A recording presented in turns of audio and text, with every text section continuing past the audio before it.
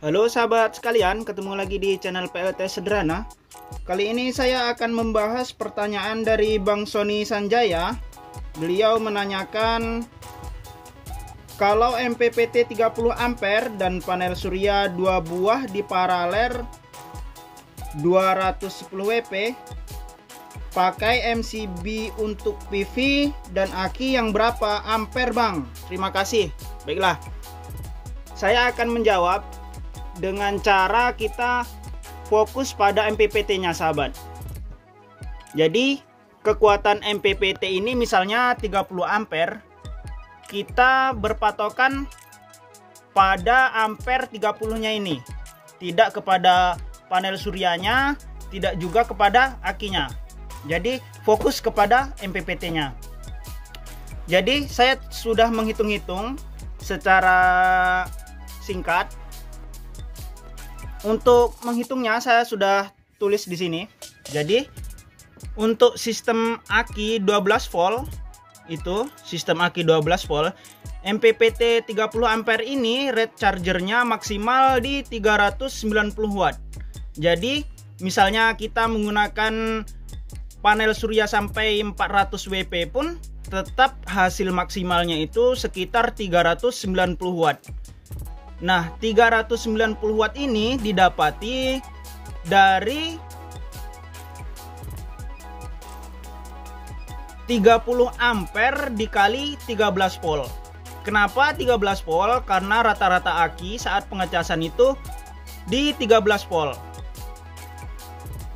Misalnya lithium iron phosphate itu bawahnya sekitar 12,8, penuhnya itu ada di 14,4 ke atas, 14,6 lah. Jadi saya ambil tengah itu di 13 volt.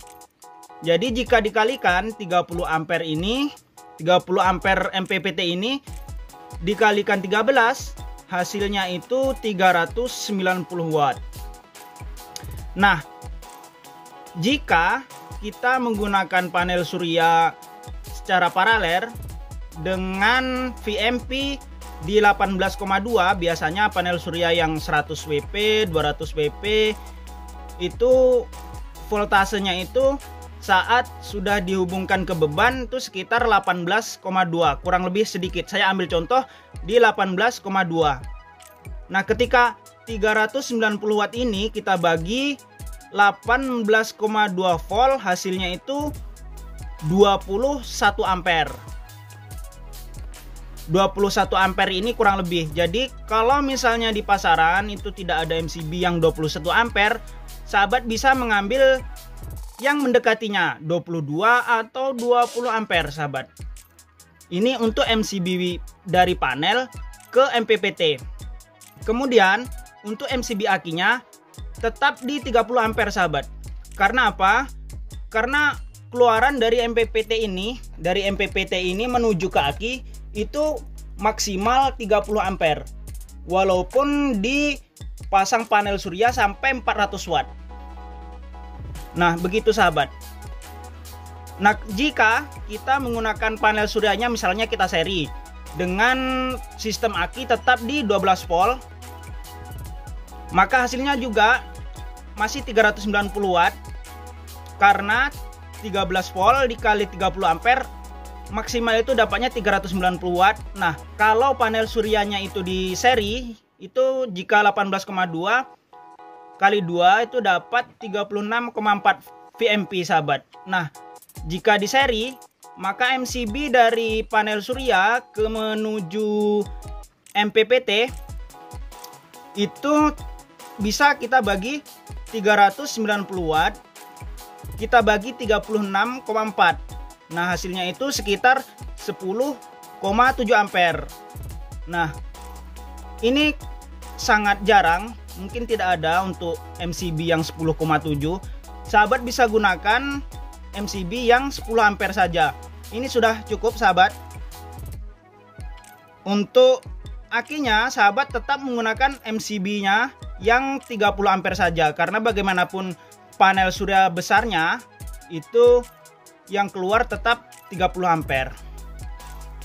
Nah, jika sahabat menggunakan MPPT ini di sistem 24 volt, maka hasil dari maksimal pengecasan itu sekitar 780 watt sahabat. Nah, ini didapati dari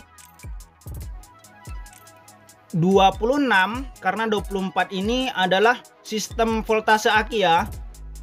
Nah, rata-rata chargingnya itu di 26 volt. Jadi jika kita kalikan 26 volt dikali 30, maka hasilnya itu 780 watt. Jadi maksimal pengecasan dari panel surya, meskipun panel surya di atas 780 watt, misalnya 800 watt atau 900 watt, hasilnya juga maksimal akan segini sahabat, 780 watt.